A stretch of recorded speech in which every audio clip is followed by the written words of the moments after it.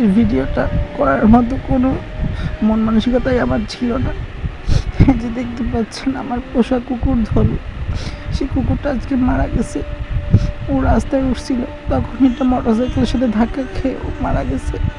তো দেখতে পাচ্ছেন ও শেষ কাজগুলো করার জন্য আমাদের বাড়ির যত বাচ্চা আছে সবাই মিলেমিশে কাজ করছে। আমার কোনো কাজে হাতে উঠছিল না। সত্যি কথা বলতে আমার এত পরিমাণে কষ্ট হয়েছে ও মারা যাওয়ায় আমি বলতে পারবো না।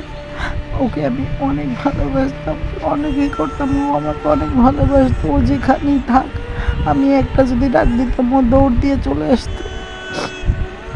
যাই হোক, ভগবানের নির্মম পরিহাস, এটা তো আমাদের মেনে নিতেই হবে, কিন্তু কিছুতেই আমি মেনে নিতে পারছি না। সবাই দেখতে পাচ্ছে, সবাই মিলে ওর জন্য মাটি খুঁড়ে তারপর ওকে শুয়ে দিচ্ছে।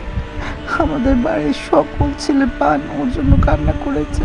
ও এত ভালো একটা কুকুর ছিল, কাউকে কিছু বলতো না, কারো ঘাড়ে উঠতো না, কোনো বাচ্চাদের কিছু করতো না, সকল বাচ্চারা ওকে খুব ভালোবাসতো। তো আমি ভগবানের কাছে একটা কথাই বলি, হে ভগবান, তুমি ওকে ভালো জায়গায় একটা জন্ম দিও, তুমি যেন ওকে উদ্ধার করো, ও যেন কোনো কষ্ট না পায়।